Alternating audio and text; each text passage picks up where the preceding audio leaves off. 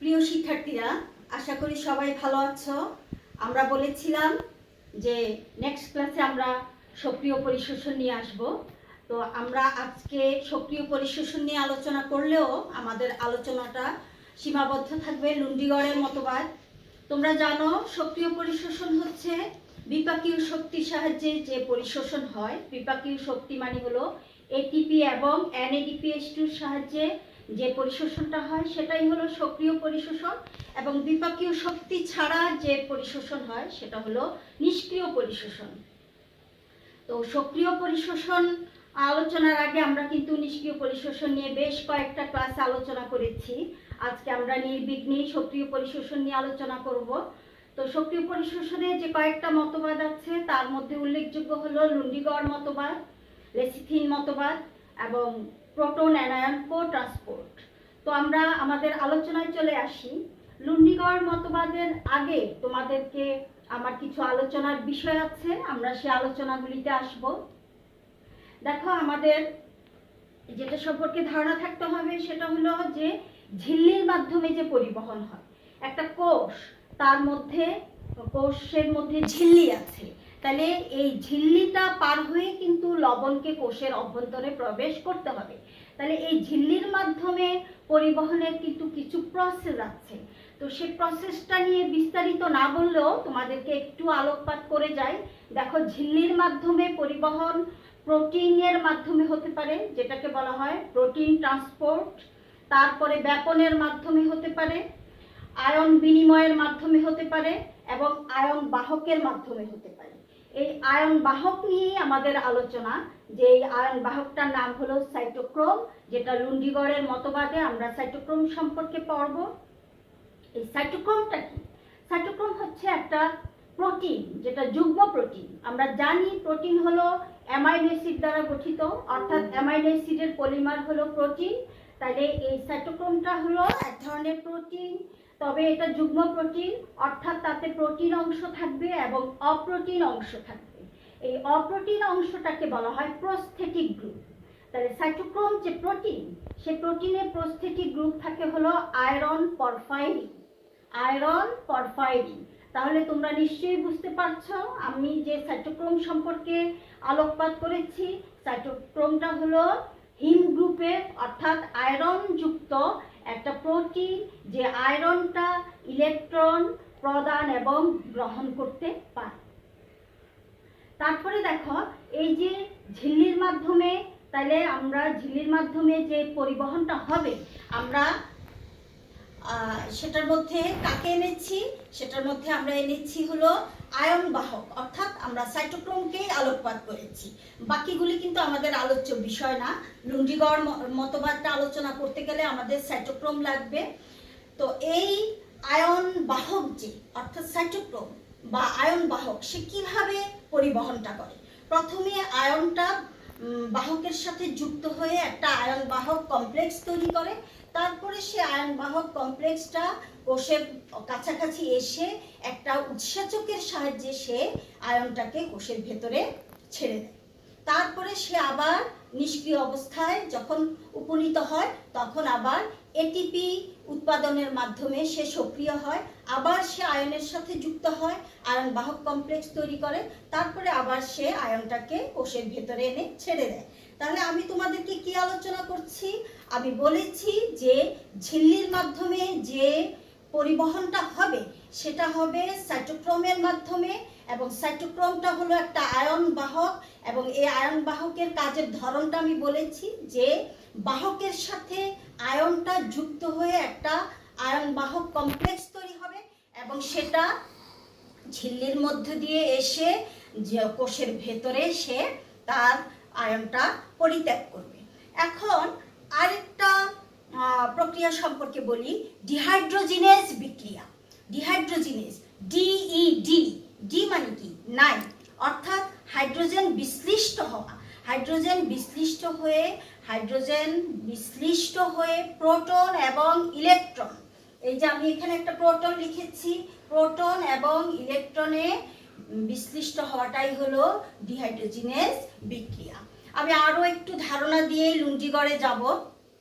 সেটা হলো আমাদের একটু জারণ বিজারণ সম্পর্কিত ধারণাটা থাকতে হবে। তোমাদের যাদের জারণ বিজারণ নিয়ে ধারণা খুব স্ট্রং তাদের তো খুবই ভালো, কিন্তু যারা অপেক্ষাকৃত দুর্বল তাদের জন্য আমি একটু বলে নেই জারণ বিজারণটা। দেখো আমি এখানে লিখেছি এই যে আয়রন। আয়রন তোমরা জানো যে আমরা যে লুন্ডিগড়ের মতবাদটা আলোচনা করব সেখানে এই পরিবহনটা হবে সাইটোক্রোমের মাধ্যমে। তো সাইটোক্রোম হলো একটা আয়রন বিশিষ্ট প্রোটিন। তাহলে এই জন্য আমাদের এখানে আমরা আয়রনকে দিয়েই জারণ বিজারণটা বুঝাচ্ছি। আমাদের অবশ্যই জারণ বিজারণের কনসেপশনটা খুব ভালোভাবে ক্লিয়ার করেই কিন্তু আমাদের লুন্ডিগড়ের মতবাদটাতে যেতে হবে, নতুবা কিন্তু আমাদের বুঝতে বেশ সমস্যা হবে। তো দেখো এখানে এই যে আয়রনটা আছে, এটা একটা হলো ফেরাস আর একটা হলো ফেরিক। অর্থাৎ এখানে আয়রনের ধনাত্মক আয়ন দুইটা, আয়রন 2+, আর এখানে হলো আয়রন 3+। তাহলে এখন এই যে আয়রন 2+ মানে কি, তার ধনাত্মক আয়ন দুইটা, তার সাথে যদি তার থেকে যদি আমি একটা ইলেকট্রন মাইনাস করে দিই, অর্থাৎ এই Fe2+ যদি ইলেকট্রন ছেড়ে দেয় তাহলে কিন্তু সে ধনাত্মক আয়নে পরিণত হবে, অর্থাৎ তার 3টা ধনাত্মক আয়ন হয়ে যাবে। সে যখন তার ছিল 2টা ধনাত্মক আয়ন, সে যখন একটা ইলেকট্রন ছেড়ে দিবে তখন তার ধনাত্মক আয়ন আরো একটা বেড়ে যাবে, সে এই Fe3+ পরিণত হবে, অর্থাৎ সে জারিত হবে। তারপরে দেখো এই যে Fe3+, সে যদি একটা ইলেকট্রনকে গ্রহণ করে, অর্থাৎ আয়রনের 3টা ধনাত্মক আয়ন ছিল, তাহলে এই 3টা ধনাত্মক আয়নের সাথে যদি একটা ইলেকট্রন এসে যুক্ত হয় তাহলে তার 3টা ধনাত্মক আয়নের একটা ধনাত্মক আয়ন কিন্তু প্রশমিত হয়ে যাবে ইলেকট্রনের সাথে মিলে, তাহলে আর বাকি থাকে হলো 2টা, অর্থাৎ Fe2+। এই অবস্থাটা হলো বিজারণ। তাহলে এখানে ঘটনাটা কি দাঁড়ায়? ঘটনাটা দাঁড়ায় হলো আয়রন যখন, অর্থাৎ Fe2+ যখন একটা ইলেকট্রন ছেড়ে দিবে সে Fe3+ পরিণত হবে, আর যখন সে একটা ইলেকট্রন গ্রহণ করবে সে Fe2+ পরিণত হবে। তাইলে ইলেকট্রন ত্যাগ হলো জারণ আর ইলেকট্রন গ্রহণ হলো বিজারণ। আমাদের অবশ্যই খেয়াল রাখতে হবে, আমি আবারও বলছি, ইলেকট্রন ত্যাগ হলো জারণ আর ইলেকট্রন গ্রহণ হলো বিজারণ।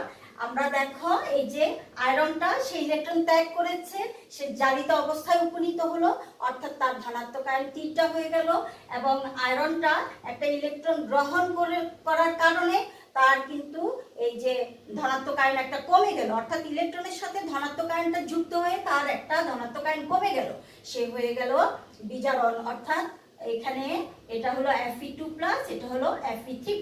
তাহলে জারিত অবস্থা কোনটা? Fe3+। সে কিন্তু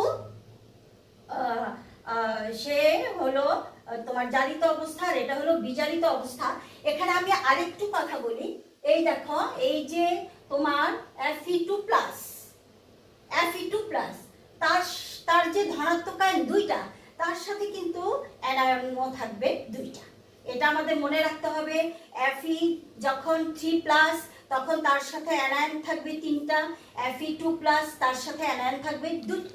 তাহলে এখানে এই যে Fe2+ আর অ্যানায়ন কয়টা? 2টা। তাহলে সে কি করলো? একটা ইলেকট্রন ত্যাগ করলো, সে একটা ইলেকট্রন ছেড়ে দিল। Fe2+ একটা ইলেকট্রন ছেড়ে দেওয়ার কারণে তার হয়ে গেল Fe3+।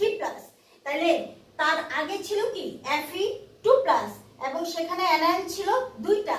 সে যখন Fe3+ হলো তখন কিন্তু তার অ্যানায়ন হবে 3টা, অর্থাৎ সে আরেকটা অ্যানায়ন গ্রহণ করেছে। আমরা এটা আরেকটু ভালোভাবে খেয়াল করি। দেখো এই যে Fe2+, তার সাথে অ্যানায়ন আছে 2টা, এবং সে যখন ইলেকট্রন ত্যাগ করলো তখন সে হয়ে গেল Fe3+, এবং আগে তার অ্যানায়ন 2টা ছিল, Fe3+ হওয়ার কারণে তার আরো একটা অ্যানায়ন কিন্তু লাগবে, তখন সে আরেকটা অ্যানায়নকে এখানে গ্রহণ করে নেয়, এবং তাতে করে Fe2+ এর স্থলে Fe3+ এবং 3টা অ্যানায়ন হলো। এই যে আলোচনাগুলি করেছি, এই আলোচনাগুলি আমাদের লুন্ডিগড় মতবাদের আলোচনায় লাগবে। তোমরা দেখো আমি এখানে যে চিত্রটা এঁকেছি, আমাদের একটু কল্পনার আশ্রয় নিতে হবে। দেখো এখানে আমি লিখেছি কোষাভ্যন্তর, অর্থাৎ এটা যদি একটা কোষ হয় এবং কোষে যে ঝিল্লিটা, আমি এখান থেকে এতটুকু পর্যন্ত ঝিল্লি আমি লিখেছি কোষ ঝিল্লি। দেখো এই যে এখান থেকে এতটুকু যদি কোষ ঝিল্লি হয় এবং এই কোষ ঝিল্লির বাহিরে এই হলো বহিস্থ দ্রবণ, আর তার ভেতরে কোষের ভেতর হলো এটা। তোমরা আশা করি আমাকে ধরতে পারছো। দেখো আমি যেটা বুঝাতে চাচ্ছি সেটা হলো এটা একটা কোষ ঝিল্লির এরিয়া, এবং এই কোষ ঝিল্লি তোমরা নিশ্চয়ই ফ্লুইড মোজাইক মডেল পড়েছো, সেখানে দেখেছো যে কোষ ঝিল্লির দুইটা ফসফোলিপিড বাইলেয়ার, অর্থাৎ তার দুইটা স্তর। এই একটা স্তর কোষ ঝিল্লির, এই আরেকটা স্তর। এটাকে লিখেছি কোষাভ্যন্তরের দিকেরটা হলো ভেতরের তল, আর বহিস্থ দ্রবণের দিকেরটা হলো বাহিরের তল। তাহলে আমাদের অবশ্যই বুঝতে কোনো অসুবিধা থাকার কথা না যে এইটাই হলো কোষ ঝিল্লি বা সেল মেমব্রেন, আর এই হলো বহিস্থ দ্রবণ, এই হলো কোষাভ্যন্তর। তাহলে আমরা কি পড়ব? আমরা এটাই পড়ব যে লুন্ডিগড়ের মতবাদের সাহায্যে কিভাবে লবণ অর্থাৎ অ্যানায়ন এবং ক্যাটায়ন কোষাভ্যন্তরে যায়। লুন্ডিগড়ের মতবাদ অর্থাৎ লুন্ডিগড় কিভাবে ব্যাখ্যা করেছেন যে অ্যানায়ন এবং ক্যাটায়ন কোষাভ্যন্তরে গিয়ে প্রবেশ করে। তাইলে উনি যে এই ঝিল্লির কথা বলেছেন, ঝিল্লির মধ্যে দিয়ে কিভাবে যায়? সাইটোক্রোমের মাধ্যমে যায়। এখন তোমাদের বইয়ের মধ্যে একটা কথা আছে যে সাইটোক্রোম পাম্প মতবাদ, সাইটোক্রোম পাম্প। এখন পাম্প কেন বলা হয়? অনেকের মনে প্রশ্ন আসতে পারে যে পাম্পটা কেন বলা হয়। আসলে এখানে আমরা প্রথমেই বলেছি যে সক্রিয় পরিশোষণ যেটা, সেটা হলো যে উদ্ভিদের যে মূলের কোষ, এই কোষের ভেতরে কিন্তু লবণের ঘনত্বটা বেশি থাকে, আর মাটিস্থ লবণের ঘনত্বটা থাকে হলো কম। তাহলে এই যে কোষের যে লবণের ঘনত্বটা বেশি আর মাটির লবণের ঘনত্বটা কম, তো মাধ্যাকর্ষণের নিয়ম অনুযায়ী কিংবা ঘনত্বের আনতি অনুযায়ী কিন্তু কোষের যে লবণ সেটা কিন্তু মাটিতে চলে আসার কথা, কিন্তু তা না হয়ে আমরা কি দেখি যে বিপাকীয় শক্তিকে ব্যবহার করে মাটিস্থ দ্রবণ থেকে বা মাটিস্থ লবণটাই কিন্তু মূলের কোষের মধ্যে গিয়ে ঢুকে, যেটাকে আমরা বলি সক্রিয় পরিশোষণ। তো এই ঘনত্বের আনতির বিপরীতে কাজ করে বলেই এটাকে বলা হয় পাম্প। অনেকেই পাম্প শব্দটা ব্যবহার করে থাকে। লুন্ডিগড়ের ক্ষেত্রেও এই মতবাদটাকে সাইটোক্রোম পাম্প মতবাদ বলা হয়। তো এখানে দেখো এই যে লুন্ডিগড়ের মতবাদের এই যে কোষ ঝিল্লি, এখানে দেখো সাইটোক্রোম আঁকা আছে, এবং ডিহাইড্রোজেনেজ বিক্রিয়া সম্পর্কে আগেই তোমাদের বলেছি, সাইটোক্রোম সম্পর্কেও বলেছি, এবং আমরা বলেছি যে লবণ পরিশোষণ হয় আয়ন আকারে, অ্যানায়ন এবং ক্যাটায়ন আকারে। আমরা দেখি এই যে লুন্ডিগড়ের মতবাদে আমি তোমাদেরকে বলেছি এটা হলো কোষাভ্যন্তর, এটা কোষ ঝিল্লি, এই হলো বহিস্থ দ্রবণ। তাহলে এই যে কোষ ঝিল্লি, ঝিল্লির ভেতরের তল বাহিরের তল, আমি ওভারঅল আগে চিত্রটা একটু বলি। ভেতরের তল বাহিরের তল, এটা হলো কোষ ঝিল্লি। এখানে দেখো সাইটোক্রোম, এই হলো সাইটোক্রোম বি সি এ, অর্থাৎ সাইটোক্রোমের একটা চেইন। এই চেইনের মধ্যে এগুলি হলো আয়রন আছে। তো সাইটোক্রোমের যে চেইনটা, সেটার কিভাবে ধারাবাহিকতাটা মেনটেন হলো, এটা আসলে প্রথমে সাইটোক্রোম বি থাকে, তারপরে কোষ ঝিল্লিতে সাইটোক্রোম সি থাকে, তারপরে এ থাকে। তো তোমাদের মনে রাখার সুবিধার্থে আমাদের স্যাররা যে কথাটা বলেছিলেন, আমিও সেই প্রসেসটা তোমাদেরকে বলি। আমরা যখন জন্মগ্রহণ করি তখন আমরা কি থাকি? বেবি। তাহলে এটা হলো বেবি বি। তারপরে আমরা কিছুদিন পরে কি হই? চাইল্ড বা শিশু। তাহলে এটা হলো চাইল্ডের সি। তারপরে আমরা কিছুদিন পরে কি হই? প্রাপ্তবয়স্ক হই, তখন সেটাকে বলা হয় অ্যাডাল্ট, সে অ্যাডাল্টের এ। তাইলে এই যে ঝিল্লির মধ্যে সাইটোক্রোমের যে চেইন, সেটা ঠিক এভাবে অবস্থান করে, cytochrome B, cytochrome C, cytochrome A. এবং এই সাইটোক্রোম বি এর মধ্যে আয়রন যখন জারিত অবস্থায় থাকে তখন সে Fe3+, এবং সে আবার যখন বিজারিত হয় Fe2+। এবং এই যে Fe3+, তখন তার সাথে কিন্তু 3টা অ্যানায়ন থাকবে, Fe2+ এর সাথে 2টা অ্যানায়ন থাকবে, যখন অর্থাৎ Fe3+ যখন Fe2+ হবে তখন সেখানে কিন্তু তার দুইটা অ্যানায়ন থাকবে।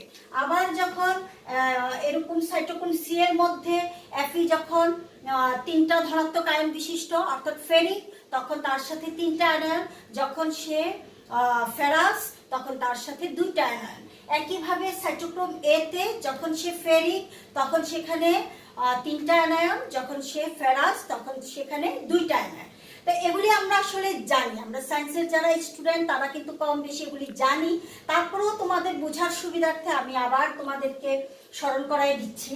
তো এখানে দেখো ঘটনাটা কি হচ্ছে, এই যে কোষ ঝিল্লির ভেতরে এখানে একটা ডিহাইড্রোজেনেজ বিক্রিয়া হবে এবং ডিহাইড্রোজেনেজ বিক্রিয়ার ফলে যে একটা ইলেকট্রন উৎপন্ন হবে আর একটা প্রোটন। আমি আগেই তোমাদেরকে বলেছি যে ডিহাইড্রোজেনেজ বিক্রিয়া হচ্ছে হাইড্রোজেন বিশ্লিষ্ট হওয়া ইলেকট্রন এবং প্রোটনে। তাহলে আমরা দেখতে পাচ্ছি এখানে ইলেকট্রন এবং এই প্রোটন। তো এই যে ইলেকট্রনটা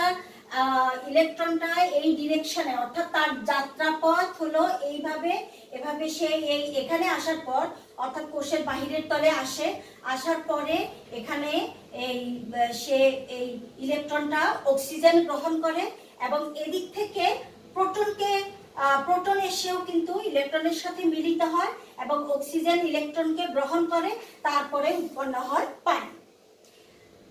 আর এই যে ইলেকট্রন এখানে অক্সিজেন দ্বারা গৃহীত হয় আর এদিকে কি হচ্ছে, এই জারিত অ্যানায়নটা কি করে, জারিত আয়রন সে একটা অ্যানায়নকে গ্রহণ করে।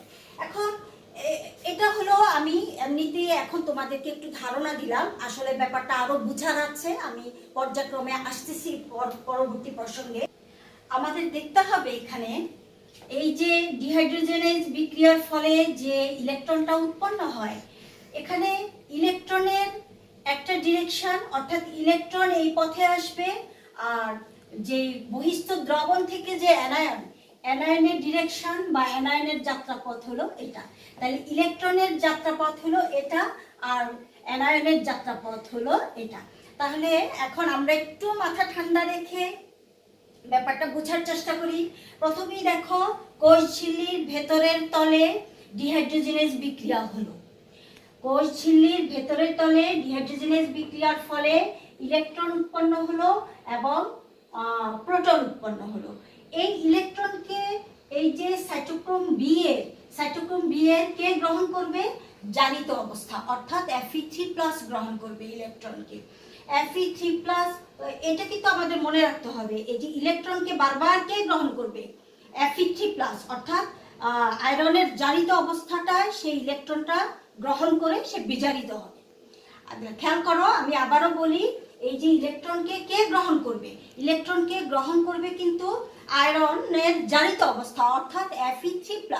সেই ইলেকট্রনটা গ্রহণ করলে কি করবে, সে বিজারিত হবে অর্থাৎ Fe2+ এ পরিণত হবে।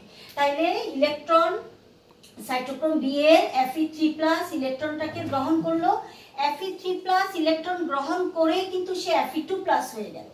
এখন এই যে সাইটোক্রোম বি, তার মধ্যে ইলেকট্রনটা সাইটোক্রোম বি এর Fe3+ ইলেকট্রনকে গ্রহণ করে, এতক্ষণ যে Fe3+ ছিল ইলেকট্রন গ্রহণ করার ফলে কিন্তু সে Fe2+ হয়ে গেল। সে কি হয়ে গেল, Fe2+।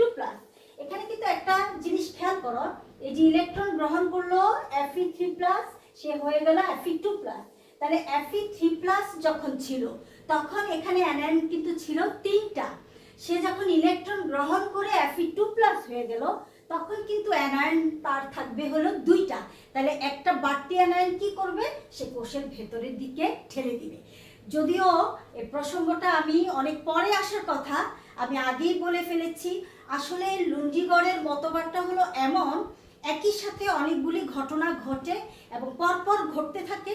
তো আমার পক্ষে তো এতগুলি ঘটনা একসাথে বলা সম্ভব না, আমি বোঝানোর সুবিধার্থে তোমাদেরকে পর্যায়ক্রমে ঘটনাগুলি বললেও তোমরা ভাববা যে এখানে যে ঘটনাটা ঘটছে তখন কোষের এই পাশেও কিন্তু আরেকটা ঘটনা ঘটে চলেছে। তাহলে এইভাবে মাথায় রেখে কিন্তু আমরা আগাবো। তো দেখো এখানে Fe3+ ইলেকট্রনকে গ্রহণ করলো, গ্রহণ করে সে হয়ে গেল Fe2+। তাহলে এতক্ষণ যে Fe3+ ছিল এখন সে Fe2+। এইবার Fe2+ কি করবে, সেই ইলেকট্রনটা সাইটোক্রোম সি কে দিয়ে দিবে। অর্থাৎ সাইটোক্রোম বি এর এই যে বিজারিত আয়রন অর্থাৎ Fe2+ সেই ইলেকট্রনটা দিয়ে দিবে কাকে? সাইটোক্রোম সি কে দিয়ে দিবে। সাইটোক্রোম সি কে দেওয়ার সাথে সাথে এই যে Fe2+ সাইটোক্রোম সি কে ইলেকট্রনটা দিয়ে দিল, ইলেকট্রনটা দেওয়ার সাথে সাথে সে কিন্তু আবার Fe3+ হয়ে গেল। আমাদের কিন্তু এটা মাথায় রাখতে হবে যে যখনই Fe3+ ইলেকট্রন গ্রহণ করে তখন সে Fe2+ হয় বটে, কিন্তু Fe2+ আবার যখন ইলেকট্রনটা সাইটোক্রোম সি কে দেয় তখন কিন্তু সে আবার Fe3+ অবস্থায় উপনীত হয়। এখন এই সাইটোক্রোম সি এর Fe3+ কি করবে? এই ইলেকট্রনটাকে গ্রহণ করবে। আমি আবারও বলি, এই যে সাইটোক্রোম বি এর ইলেকট্রনটা সাইটোক্রোম সি গ্রহণ করলো, সাইটোক্রোম সি এর Fe3+ কিন্তু ইলেকট্রনকে গ্রহণ করবে, কারণ Fe3+ হলো জারিত আয়রন। তাহলে জারিত আয়রনটা ইলেকট্রন গ্রহণ করে সে বিজারিত হবে। আমরা জানি যে ইলেকট্রন গ্রহণ হলো বিজারণ, তাহলে ইলেকট্রন গ্রহণ করে Fe3+ কি হয়ে যাবে? Fe2+। তাহলে Fe2+ যখন অর্থাৎ সাইটোক্রোম সি এর মধ্যে এতক্ষণ যে ছিল Fe3+, এখন সে ইলেকট্রন গ্রহণ করে হয়ে গেল Fe2+। এইবার Fe2+ কি করবে? তার ইলেকট্রনটা সাইটোক্রোম এ কে দিবে। তাহলে যেই মুহূর্তে Fe2+ তার ইলেকট্রনটা সাইটোক্রোম এ কে দিবে তখনই সে আবার কি হয়ে যাবে? সে হয়ে যাবে Fe3+। অর্থাৎ এই যে সাইটোক্রোম সি এর মধ্যে আয়রনটা একবার সে Fe3+ হয় প্রয়োজনে, আবার সে Fe2+ হয়। যখন সে ইলেকট্রনটা গ্রহণ করে, গ্রহণ করা অবস্থায় সে Fe3+ থাকলেও গ্রহণ করার পর সে Fe2+ হয়ে যায়। আবার যখন Fe2+ ইলেকট্রনটা ছেড়ে দেয় তখন সে আবার Fe3+ হয়ে যায়। তারপরে দেখো এই ইলেকট্রন এখন গ্রহণ করলো কে? সাইটোক্রোম এ। সাইটোক্রোম এ কে গ্রহণ করবে? Fe3+। Fe3+ যখন ইলেকট্রনকে গ্রহণ করবে, আবারও বলছি যে এখানে এই সাইটোক্রোম এর জারিত আয়রন হচ্ছে Fe3+। খুব স্বাভাবিকভাবে Fe2+ এর আয়রনটা গ্রহণ করবে Fe3+, গ্রহণ করার সাথে সাথে সে বিজারিত হয়ে যাবে অর্থাৎ Fe2+ হবে। এবং Fe2+ অর্থাৎ এক্ষেত্রেও সাইটোক্রোম এর ক্ষেত্রেও এতক্ষণ যে ছিল Fe3+, ইলেকট্রন গ্রহণ করার সাথে সাথে সে হয়ে যায় Fe2+ এবং এই ইলেকট্রনটা ছেড়ে দিল। Fe2+ কি করলো? ইলেকট্রনটা ছেড়ে দিল। তাহলে Fe2+ যখন ইলেকট্রন ছেড়ে দেয় তখন কিন্তু সে Fe3+ এ পরিণত হয়। তাহলে এই যে Fe3+ হলো, খেয়াল করো, আমরা এই যে Fe3+ হলো অর্থাৎ এই Fe2+ ইলেকট্রনটাকে ছেড়ে দিয়ে সে Fe3+ হলো। আমরা এখানে একটু স্টপ করি, কারণ ইলেকট্রনটা যদিও পরবর্তী প্রসেসে আগায়, আমরা আমাদের ব্যাখ্যার সুবিধার্থে ইলেকট্রনটাকে এখানে একটু থামায় রাখি। আমরা একটু এইখানে একটু অ্যানায়নের দিকে খেয়াল করি। দেখো এই যে তোমরা, আমি প্রথমে একবার বলেছি, আবার বলি, এই যে Fe3+ সে কিন্তু তার সাথে কয়টা অ্যানায়ন থাকবে? 3টা। Fe2+ তার সাথে কয়টা অ্যানায়ন থাকবে? 2টা অ্যানায়ন থাকবে। এখন ঘটনাটা হলো এরকম, খেয়াল করো, এই যে যখন সে Fe2+ ইলেকট্রন ছেড়ে দিল তখন সে Fe3+ হলো, কিন্তু Fe2+ এ কয়টা অ্যানায়ন ছিল? 2টা অ্যানায়ন ছিল। Fe2+ এ কয়টা অ্যানায়ন ছিল? 2টা অ্যানায়ন। কিন্তু সে যখন ইলেকট্রন ছেড়ে দেয় তখন সে Fe3+ হয়ে যায়। এখন Fe3+ হলে তার যে একটা অ্যানায়ন দরকার, সে অ্যানায়নটা সে কোথা থেকে পায়? সে বহিস্থ দ্রবণ থেকে অ্যানায়নটা শোষণ করে নেয়। তাইলে এই সাইটোক্রোম এর Fe3+ কিন্তু এই 3টা অ্যানায়ন পাওয়ার পর তার যে স্থিতাবস্থা আসলো অর্থাৎ ভারসাম্যপূর্ণ অবস্থা বা বৈদ্যুতিক নিরপেক্ষ অবস্থাটা সে বিরাজ করছে, অর্থাৎ Fe3+ এবং তার প্রয়োজনে সে বহিস্থ কোষের বাহির থেকে সে একটা অ্যানায়ন গ্রহণ করে নিল। আমি আশা করি তোমরা বুঝতে পেরেছো। এই জায়গাটা বুঝেই কিন্তু আমাদের আগাইতে হবে। দেখো এই যে Fe2+ একটা ইলেকট্রন ছেড়ে দিল, ছেড়ে দেওয়ার পরে কিন্তু সে Fe3+ হলো। তাহলে Fe2+ যখন সে ছিল তখন তার মধ্যে অ্যানায়ন ছিল কয়টা? 2টা। কিন্তু যখন সে ইলেকট্রন ছেড়ে দিয়ে Fe3+ হলো তখন কিন্তু তার অ্যানায়ন দরকার হলো 3টা। আমি এখানে 3 এ লিখে রেখেছি বটে, কিন্তু প্রথমে তার 2টা ছিল, এখন কিন্তু তার 3টা হয়ে গেল। তাহলে আরেকটা কোথা থেকে আসলো? এটা এই যে মাটিস্থ দ্রবণ থেকে অর্থাৎ লবণ থেকে এই অ্যানায়নটা এই আয়রন শোষণ করে নেয়। সে এই একটা অ্যানায়ন নিয়ে সে যখন 3টা অ্যানায়ন হয় তখন সে স্থির অবস্থায় আসে। এর মধ্যে এই অ্যানায়নটাকে আবার গ্রহণ করে কে? এই অ্যানায়ন সাইটোক্রোম সি এর তোমার এই যে এই আয়রনটা, সাইটোক্রোম সি এর এই আয়রনটা অ্যানায়নটাকে গ্রহণ করতে হয়। কারণ কি? সে যখন এখানকার এই সাইটোক্রোম বি থেকে যখন ইলেকট্রন গ্রহণ করে, ইলেকট্রন গ্রহণ করার ফলে সে কি হয়ে যায়? Fe2+। Fe2+টা যখন আবার ইলেকট্রনটা সাইটোক্রোম এ কে প্রদান করে তখন সে হয়ে যায় Fe3+। তাহলে যখন সে Fe2+ ছিল তখন তার ছিল 2টা অ্যানায়ন, কিন্তু যখন সে একটা ইলেকট্রন সাইটোক্রোম এ কে দেওয়ার পরে যখন সে Fe3+ হয়ে গেল তখন কিন্তু তার একটা অ্যানায়ন দরকার। তাহলে এই অ্যানায়নটা তখন এখানে চলে যায়, আর এ কি করে? এখান থেকে অ্যানায়ন নিতে থাকে। তাহলে এই অ্যানায়ন এখানে গেল, এ আবার এর অ্যানায়নটা এখান থেকে পূরণ করলো। তারপরে দেখো এই যে বহিস্থ দ্রবণ থেকে অ্যানায়ন Fe3+ অ্যানায়ন গ্রহণ করে স্থিতাবস্থায় আসলো, এই অ্যানায়নটাকে গ্রহণ করলো এই সাইটোক্রোম সি এর Fe3+। তো এখন কি হচ্ছে? এখন এই যে সাইটোক্রোম বি এর Fe2+, সে একটা ইলেকট্রন দিয়ে সে কি হয়ে যায়? Fe3+ হয়ে যায়। Fe2+, সাইটোক্রোম বি এর Fe2+ ইলেকট্রন দেয় cytochrome C K. ইলেকট্রনটা cytochrome C K দেওয়ার পরে কিন্তু সে Fe3+ হয়, অর্থাৎ সাইটোক্রোম বি এর এতক্ষণ যে ছিল Fe2+, এখন সে হয়ে গেল Fe3+। তাহলে এই Fe3+ স্থিতাবস্থায় আসার জন্য তার কিন্তু একটা অ্যানায়ন দরকার। সে অ্যানায়নটা আসে এখান থেকে এখানে সাইটোক্রোম বি এর Fe3+ অ্যানায়নটা আসে। তাহলে এই যে তোমার অ্যানায়ন এখান থেকে Fe3+ থেকে এই Fe3+ সাইটোক্রোম সি এর, তারপরে সাইটোক্রোম বি এর Fe3+। এখন কি হচ্ছে? এখন হচ্ছে যে ডিহাইড্রোজেনেজ বিক্রিয়ার ফলে যে ইলেকট্রন, সেই ইলেকট্রনটাকে গ্রহণ করছে হলো এই সাইটোক্রোম বি এর Fe3+। ইলেকট্রন গ্রহণ করার ফলে সে কি হয়ে যায়? Fe2+। তাইলে তার Fe3+ অবস্থায় তার যে 3টা অ্যানায়ন ছিল, সেই 3টা অ্যানায়নের কিন্তু একটা অ্যানায়ন এখন তার আর দরকার নাই, কারণ সে ইলেকট্রন ত্যাগ করে অলরেডি সে ইলেকট্রন গ্রহণ করে, অর্থাৎ ডিহাইড্রোজেনেজ বিক্রিয়া থেকে প্রাপ্ত ইলেকট্রন গ্রহণ করে সে হয়ে গেল Fe2+। তাহলে এই যে Fe3+ অবস্থায় তার যে 3টা অ্যানায়ন ছিল, সে যখন Fe2+ হলো তখন তার সাথে আছে 2টা অ্যানায়ন। তাহলে যে একটা অতিরিক্ত অ্যানায়ন সেটা কিন্তু সে কোষের ভেতরে ছেড়ে দেয়।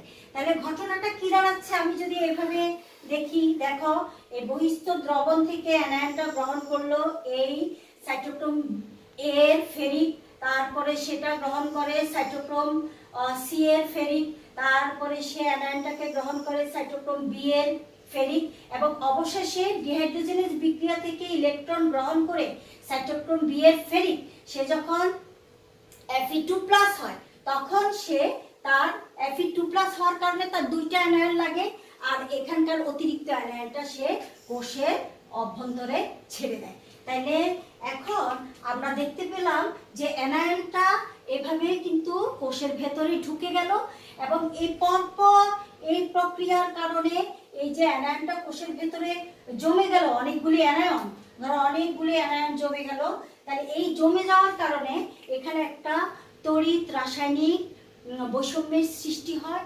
এইটাকে প্রশমিত করার জন্য নিষ্ক্রিয়ভাবে ক্যাটায়ন কোষের ভেতরে গিয়ে ঢুকে, বহিস্থ দ্রবণ থেকে অর্থাৎ লবণ থেকে ক্যাটায়ন কোষের ভেতরে গিয়ে ঢুকে। তাইলে এখন এই লুন্ডিগড়ের মতবাদটা কি দাঁড়াচ্ছে? দাঁড়াচ্ছে হলো যে এই যে সাইটোক্রোম চেইন, এই সাইটোক্রোম চেইনের মাধ্যমে ইলেকট্রনটা এভাবে এসে তোমার এই ইলেকট্রন ফেরিক তারপরে এভাবে ইলেকট্রন ত্যাগ গ্রহণের মাধ্যমে অবশেষে ইলেকট্রনটা যখন কোষ ঝিল্লির বাহিরের তলে আসে তখন এই ডিহাইড্রোজেনেজ বিক্রিয়া থেকে যে প্রোটন, এই প্রোটন আর ইলেকট্রন মিলে যে হাইড্রোজেন হয় তা বায়ুস্থ অক্সিজেনের সাথে মিলে তারপরে সৃষ্টি করে হলো পানি। এখানে যে ইয়েটা তোমার বিক্রিয়াটা, এখানে দেখো হাফ অণু পানি, অর্থাৎ এই যে ইলেকট্রন আর প্রোটন মিলে হয় একটা হাইড্রোজেন। এখন পানির একটা অণুতে থাকে দুইটা হাইড্রোজেন, কিন্তু এখানে হলো একটা হাইড্রোজেন, সেজন্য এখানে উৎপন্ন হয় হলো হাফ অণু পানি, হিসাবটা দেখানোর জন্য। আর প্রবেশ করে হলো তোমার এই যে 1/4 অক্সিজেন। তাহলে এই ব্যাপারটা আমরা বুঝতে পেরেছি ঠিকই। আর এখানে দেখা যাচ্ছে অ্যানায়ন পরিশোষিত হলো সক্রিয় পদ্ধতিতে, অর্থাৎ বিপাকীয় পদ্ধতিতে, বিপাক ক্রিয়ার সাহায্যে, আর ক্যাটায়ন শোষিত হলো নিষ্ক্রিয় পদ্ধতিতে। এখানে যে কথাটা না বললেই নয়, এই যে লুন্ডিগড়ের মতবাদ, এই লুন্ডিগড়ের মতবাদ আমি যে কথাটা বলেছি যে অ্যানায়ন পরিশোষিত হয় সক্রিয় পদ্ধতিতে আর ক্যাটায়ন নিষ্ক্রিয় পদ্ধতিতে, এটা কিন্তু অনেকেই এখনো মেনে নেয়নি, কারণ এটা যুক্তিসঙ্গত অনেকেই মনে করছে না। এবং এ কারণে এই ক্যাটায়নের নিষ্ক্রিয় পরিশোষণটা এই ক্ষেত্রে অনেকেই প্রমাণিত হিসাবে এখনো ধরে নেয় নাই। আর এই লুন্ডিগড়ের মতবাদের আরো কিছু ত্রুটি আছে, যেমন এই যে কোষ ঝিল্লিতে এই সাইটোক্রোমের অবস্থান, এটা শুধু মাইটোকন্ড্রিয়ার মেমব্রেন এবং ক্লোরোপ্লাস্টের মেমব্রেনই দেখা যায়, কিন্তু কোষ ঝিল্লির মেমব্রেনে এখনো সাইটোক্রোম আছে কিনা সেটা এখনো প্রমাণ করা সম্ভব হয়নি। তারপরে এটাকে যে সক্রিয় পরিশোষণ বলা হচ্ছে, যে এটিপির ব্যবহার হয়, অর্থাৎ শ্বসন বেড়ে যায়, শ্বসন বেড়ে যায়, সেটার প্রমাণ পাওয়া গেলেও লুন্ডিগড়ের এই মতবাদে কিন্তু কোথায় এটিপির ব্যবহার হয়েছে সেটা কিন্তু দেখানো সম্ভব হয় না। এগুলি হলো লুন্ডিগড়ের মতবাদের দুর্বলতা। তো আশা করি তোমরা সবাই এই ব্যাপারটা বুঝতে পেরেছো। আমি আবারও একটু বলি, এখানে আমাদেরকে এই ব্যাপারটাই খেয়াল রাখতে হবে যে আয়রনটা জারিত অবস্থায় কিন্তু ইলেকট্রনটা গ্রহণ করে সে কিন্তু বিজারিত হয়ে যায়, এবং বিজারিত অবস্থায় সেই ইলেকট্রন ত্যাগ করে আবার সে জারিত হয়ে যায়। অর্থাৎ এই যে সাইটোক্রোমের চেইন, সাইটোক্রোমের এ সি বি এর যে চেইন, এই প্রত্যেকটা চেইনের মধ্যে আয়রন একবার জারিত হয়, একবার বিজারিত হয়। যখন সে জারিত থাকে তখন তার মধ্যে 3টা আয়ন থাকবে, যখন সে বিজারিত থাকবে তার 2টা আয়ন থাকবে। এবং ব্যাপারটা হলো এরকম যে যখন তার 3টা আয়নের আর প্রয়োজন হয় না, যখন সে 2টা আয়ন বিশিষ্ট যৌগে পরিণত হয়, তখন সে একটা আয়ন ভিতরের কোষের ভেতরে ছেড়ে দেয়। এই হলো লুন্ডিগড়ের মতবাদ। আশা করি পরের ক্লাসে দেখা হবে। ধন্যবাদ সবাইকে, সে পর্যন্ত সবাই ভালো থাকবে।